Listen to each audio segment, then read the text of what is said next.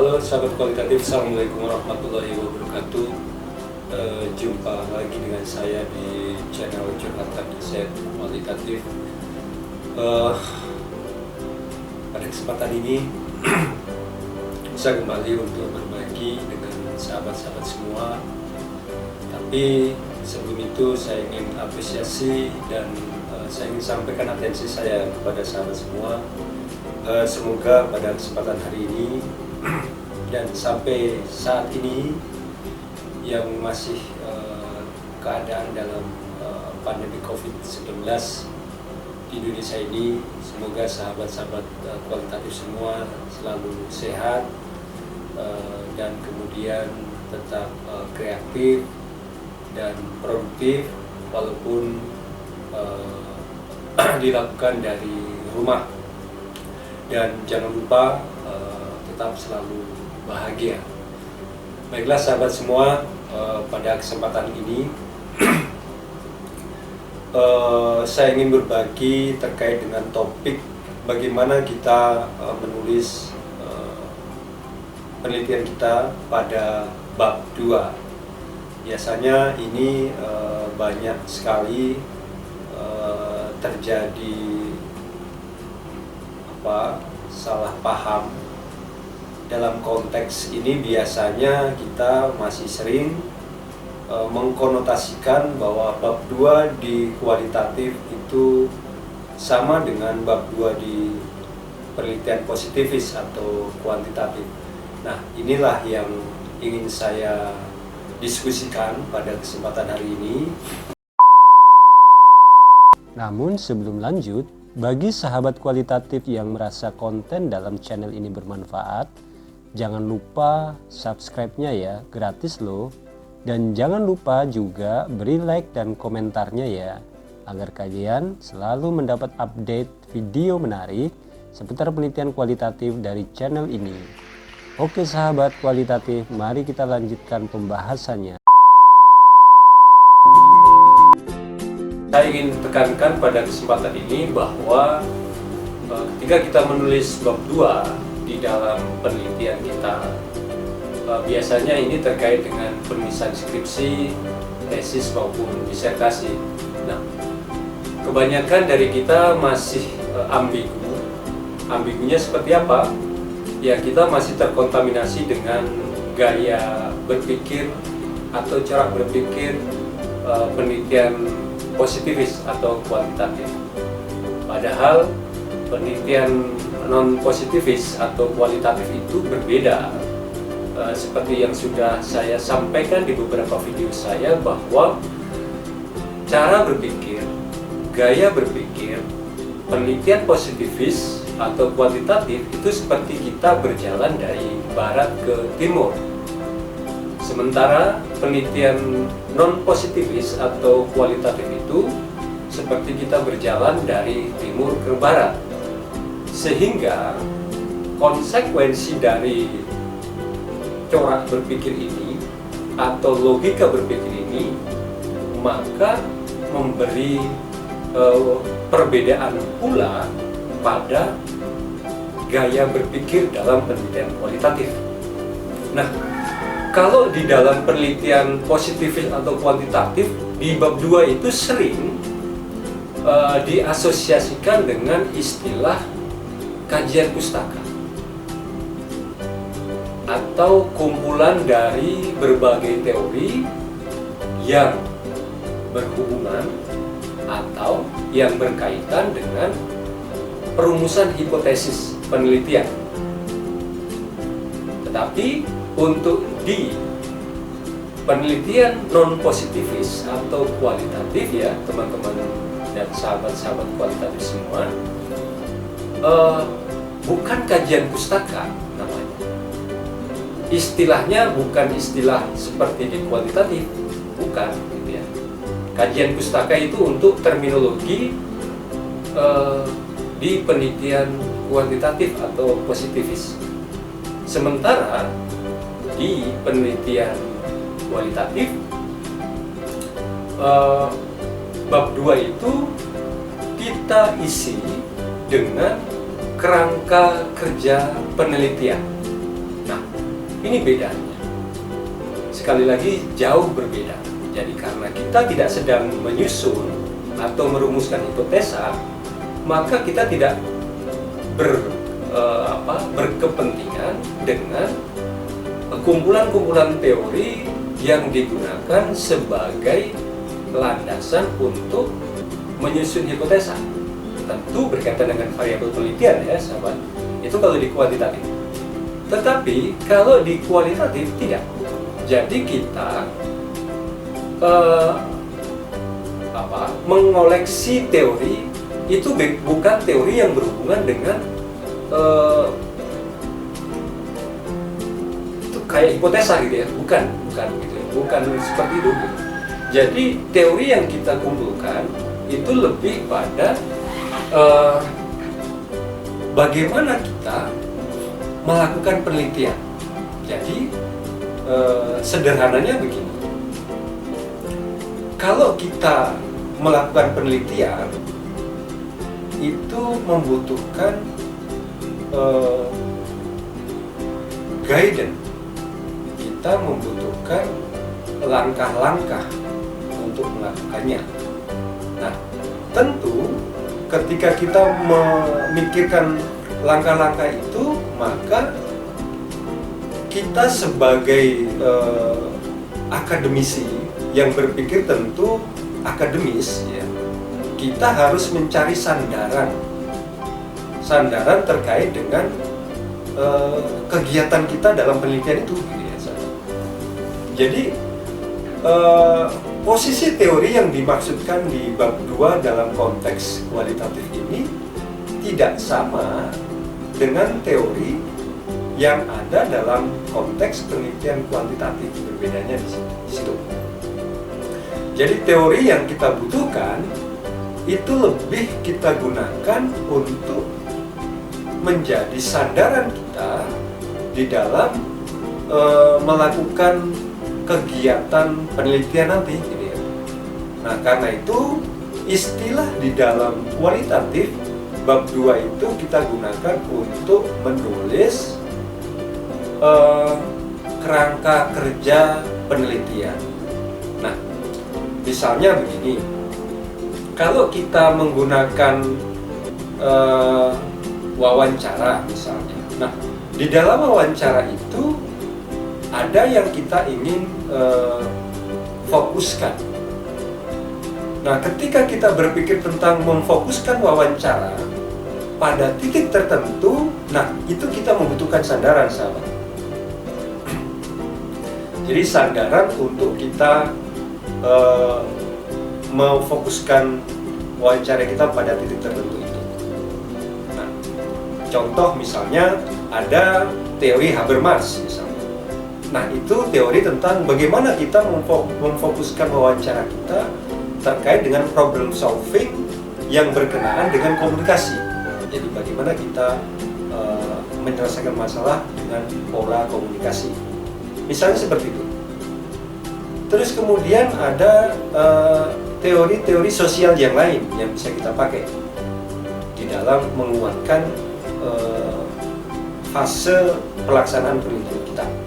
Nah, jadi penentuan teori mana yang akan kita pakai itu lebih pada apa yang akan kita lakukan pada saat kita melakukan penelitian. Nah, itu ya sahabat, kira-kira jadi penelitian yang kita kerjakan akan seperti apa. Nah, itulah yang akan kita carikan landasannya dalam bentuk teori-teori, tetapi lebih pada teori-teori seperti teori sosial, teori psikologi, dan sebagainya. Nah, itu yang kita bisa pakai. Jadi bukan untuk merumuskan satu hipotesa untuk mendukung variabel, tidak ya sahabat. Nah, disitulah sebenarnya jadi kalau misalnya kita ingin meneliti tentang transparansi misalnya. Nah, transparansi ini bagaimana cara kita melakukan penelitiannya. Nah, disitulah yang kita akan cari dukungan secara teoritis gitu, terkait dengan bagaimana cara kita melakukan penelitian itu. Bukan teori yang berhubungan dengan transparansi, tidak.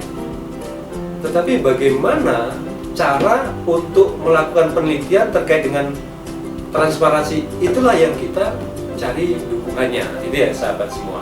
Jadi bukan pada tujuan transparansinya, bukan, tetapi pada cara bagaimana mencapai tujuan itu. Itu yang kita masukkan di bab 2 di penelitian kualitatif. Jadi terkait dengan topik A, bukan teori terkait dengan topik A yang sahabat kumpulkan, bukan.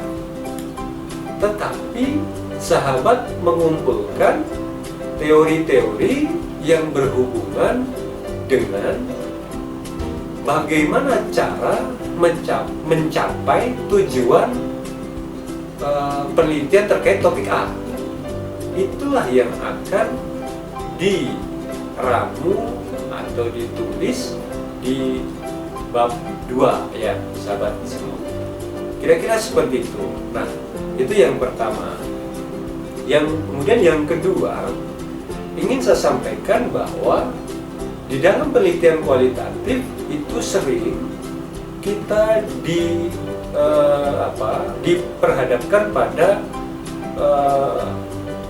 logika bahwa penelitian kualitatif itu deskriptif, bahwa penelitian kualitatif itu studi kasus, bahwa penelitian kualitatif itu konten analisis. Nah, itu semua tidak ada yang salah, tetapi itu semua sifatnya masih sangat general, masih sangat umum.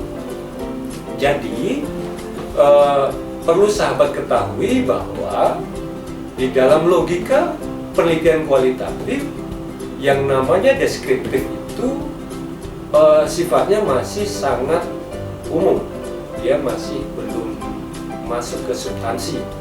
Sementara studi kasus juga sama, dan begitu juga dengan konten analisis. Nah, saya analogikan begini, logika yang tadi saya sampaikan bahwa penelitian kualitatif itu deskriptif, studi kasus, dan konten analisis itu seperti begini.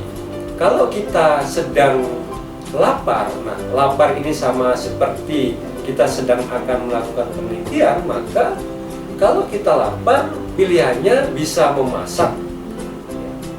Nah, memasak sendiri kalau disamakan dengan logika deskriptif itu sama. Jadi memasak itu sama dengan deskriptif. Jadi penelitian kualitatif deskriptif itu seperti lapar memasak. Jadi ketika kita lapar, maka kita memasak. Nah, ketika kita melakukan penelitian kualitatif, maka kita deskriptif. Nah, itu kira-kira seperti itu. Sampai di situ. Nah, sekarang masak apa? Itu pertanyaan berikutnya. Nah, masak apa? Itu misalnya masak nasi. Nah, sampai di titik itu, logika kita dipertemukan pada kalau di kualitatif dinamakan kita melakukan penelitian deskriptif dengan studi kasusnya apa? Nah, gitu ya. Studi kasus A. Nah, sampai di situ. Sehingga kalau kita tahu, kalau begitu sederhananya dalam logika memasak itu, kita lapar, terus kemudian kita memilih memasak, kemudian kita memilih memasak nasi. Maka di dalam logika penelitian kualitatif ketemulah yang satu deretan, yaitu kita melakukan penelitian, kemudian kita dengan guide-nya adalah deskriptif, kemudian ketika kita bicara memasak nasi, maka kita bicara studi kasus. Nah, kira-kira di situ. Jadi sehingga logika penelitian kualitatif, deskriptif, dan studi kasus itu dalam contoh yang saya bandingkan dengan logika lapar memasak nasi, sampai di situ. Nah, memasak nasi pakai apa? Alatnya.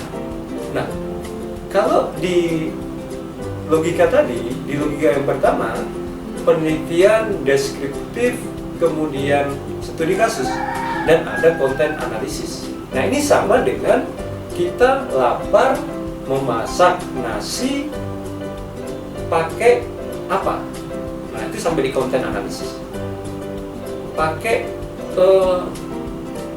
misalnya Magicom. Nah, sampai di situ. Itu sampai di konten analisis. Sementara di dalam penelitian kualitatif itu yang kita tuju adalah bukan sampai di situ, gitu ya. Konten analisis itu kalau di penelitian kualitatif hanya sampai menemukan tematik, tema-tema. Gitu ya sahabat ya. Jadi tema-tema. Sehingga karena itu di dalam melaksanakan konten analisis itu ada metodenya, sambungannya lagi, gitu ya sahabat. Jadi tidak hanya sampai di menemukan tema saja, gitu. Sementara kalau kita bicara tentang deskriptif, studi kasus dan konten analisis itu hanya sampai berhenti pada menemukan tema. Nah, tema itu bagaimana cara menceritakannya, cara menyajikannya. Nah, disitulah yang tidak sering kita tidak pikirkan ketika kita dibenturkan pada logika deskriptif, studi kasus, dan konten analisis.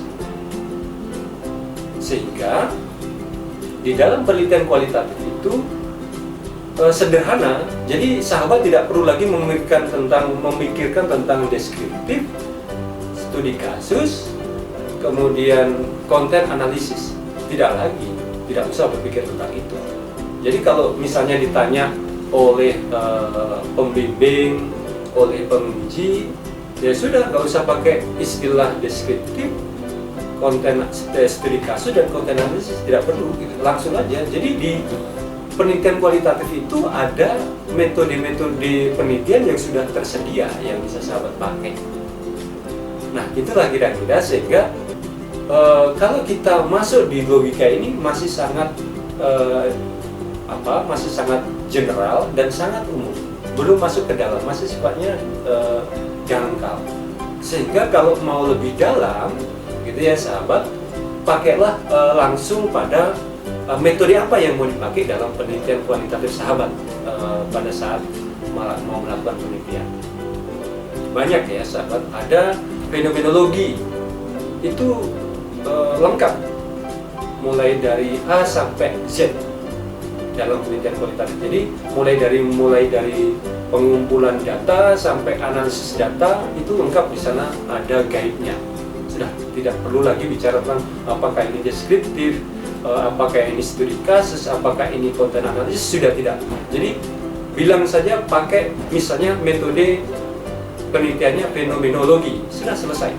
Jadi tidak ribet-ribet seperti itu, gitu ya.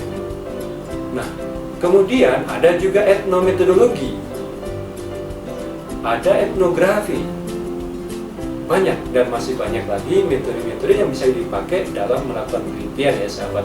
Jadi sahabat tinggal langsung memilih saja sesuai dengan tujuan penelitian sahabat ya, sehingga nanti tujuan penelitian itu menjadi guidance ketika sahabat ingin menentukan metode penelitian apa yang ingin sahabat gunakan. Nah, kalau begitu maka sederhana gitu ya sahabat semua.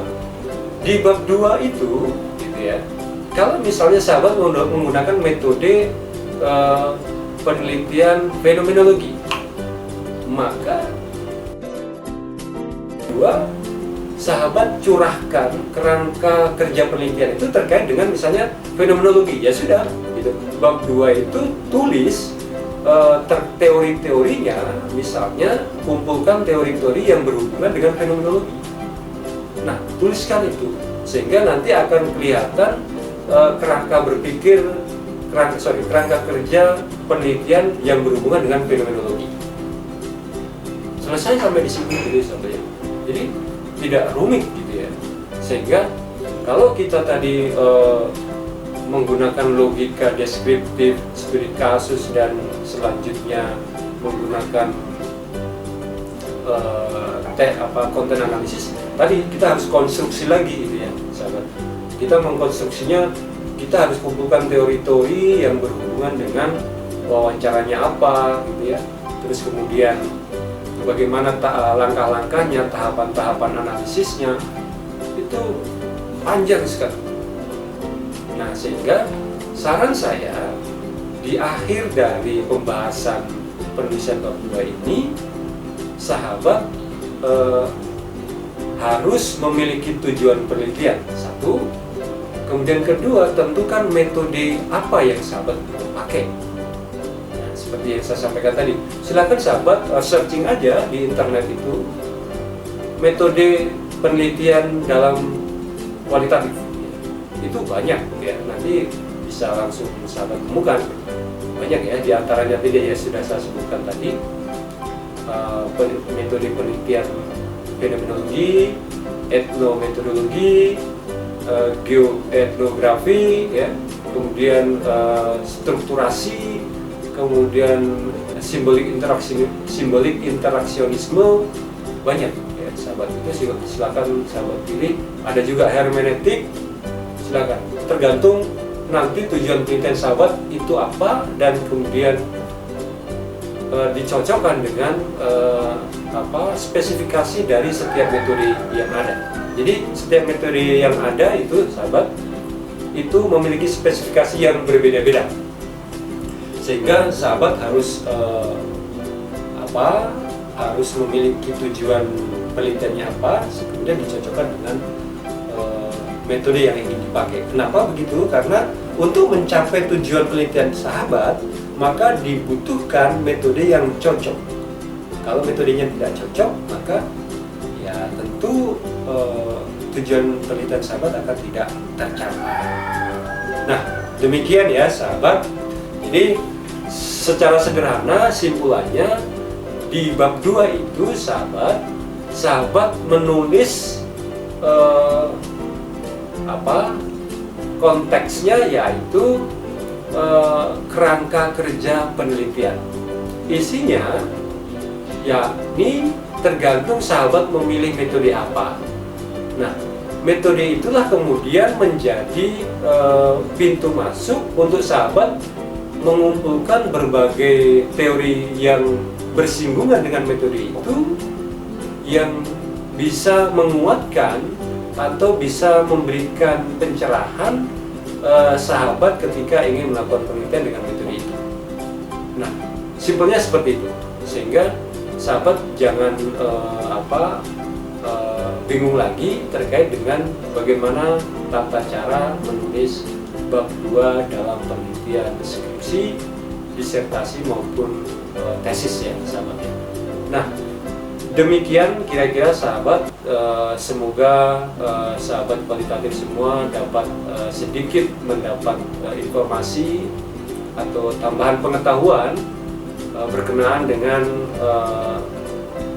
menulis bab 2 dalam penelitian kualitatif, khususnya di tugas akhir studi sahabat kualitatif sekalian ya.